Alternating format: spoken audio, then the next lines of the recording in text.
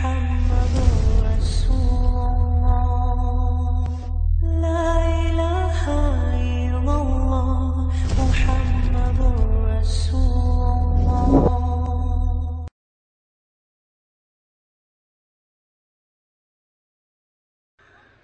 হাদিস সহিহ বুখারীর মধ্যে আছে, লা সালাতা লিমান লাম ইয়াকরা বিফাতিহাতিল কিতাব। ওই ব্যক্তির নামাজ নাই যে সূরা ফাতিহা পড়ে না। যে সূরা ফাতিহা না পড়লে নামাজ নাই, নামাজ হবে না। এখন যে সূরা ফাতিহা পড়ে না তার নামাজ হবে না, এটা হলো হাদিস, সহিহ বুখারীর হাদিস। এই হাদিসের মধ্যে মুক্তাদির কথা আছে। এখন এই হাদিসের মধ্যে মুক্তাদি শামিল কি শামিল না? ইমাম আবু হানিফা রাহিমাহুল্লাহ এবং আরো অনেক বড় বড় মুহাদ্দিসরা বলছেন এই হাদিসের মধ্যে মুক্তাদি শামিল না, কারণ অনেক দলিল আছে। সহিহ মুসলিমের হাদিস আছে, রাসূল করিম সাল্লাল্লাহু আলাইহি ওয়াসাল্লাম বলছেন, ইদা কাব্বারা আল ইমামু ফাকাব্বিরু ওয়া ইদা ক্বারা ফানসিতু। ইমাম যখন তাকবীর দেয় তাকবীর দাও, ইমাম যখন কোরআন পড়ে চুপ থাকবে। আরেক হাদিস মুসান্নাফ ইবনে আবি শায়বা, মান কানা লাহু ইমাম ফাকিরাতুল ইমামি লাহু কিরাআতুন। যার ইমাম আছে ইমামের কেরাতি তার কেরাত। আরো এই জাতীয় বহুত হাদিস সামনে রেখে বড় বড় উলামায়ে কেরাম, ইমাম আবু হানিফা সহ আরো বড় বড় ইমাম, ওনারা এই সিদ্ধান্তে উপনীত হয়েছেন যে ইমামের পিছনে সূরা ফাতিহা পড়বে না। এই যে হাদিস সূরা ফাতিহা না পড়লে নামাজ নাই, এটা যে একা নামাজ পড়বে তার জন্য। এখন এই হাদিসের একটা বাড়তি অংশ বাইহাকি, ইমাম বাইহাকির কিতাবুল কেরাতের মধ্যে আসছে, লা সালাতা লিমান লাম ইয়াকরা বিফাতিহাতিল কিতাব খালফাল ইমাম। যে ইমামের পিছনে নামাজ পড়বে না, যে ইমামের পিছনে সূরা ফাতিহা পড়বে না তার নামাজ নাই। বাইহাকির কিতাবুল কেরাতে বর্ধিত এই অংশটুকু আসছে। এখন এই অংশটুকু যে আসছে খালফাল ইমাম, ইমামের পিছনে, এটা রাবির গলত। যিনি রিওয়ায়াত করছেন এই খালফাল ইমাম অংশটুকু, এখানে তার গলত হয়ে গেছে, উনি জয়ীফ রাবি ছিলেন।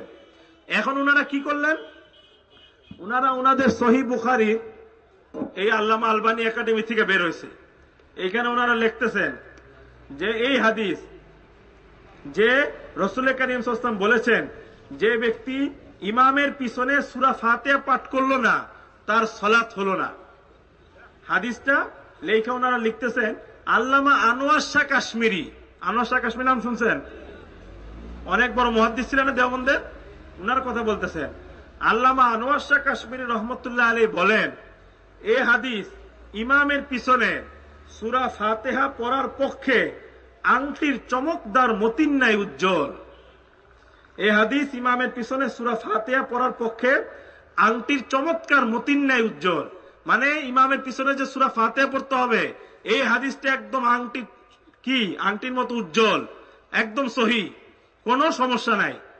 মানে ইমামের পিছনে কি সূরা ফাতিহা পড়তে হবে, এই হাদিসটা আনোয়ার শাহ কাশ্মীরি কি বলছেন? সহি বলছে। রেফারেন্স দিছে ফাসলুল খিতাব পৃষ্ঠা 147। এখানে নাকি আনোয়ার শাহ কাশ্মীরি বলছেন যে ব্যক্তি ইমামের পিছনে সূরা ফাতিহা পড়ে না তার নামাজ হয় না, এই হাদিসটাকে নাকি আল্লামা আনোয়ার শাহ কাশ্মীরি কি বলছেন?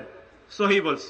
এখন আপনি যখন দেখবেন আল্লামা আনোয়ার শাহ কাশ্মীরি বলছে যে ইমামের পিছনে সূরা ফাতিহা পড়ে না তার নামাজ হয় না, এটা সহি, এই জন্য সূরা ফাতিহা পড়তে হবে, তখন আর হুজুরা কই যাবে? আনোয়ার শাহ কাশ্মীরি রহমতুল্লাহ আলাইহি বলে দিছে।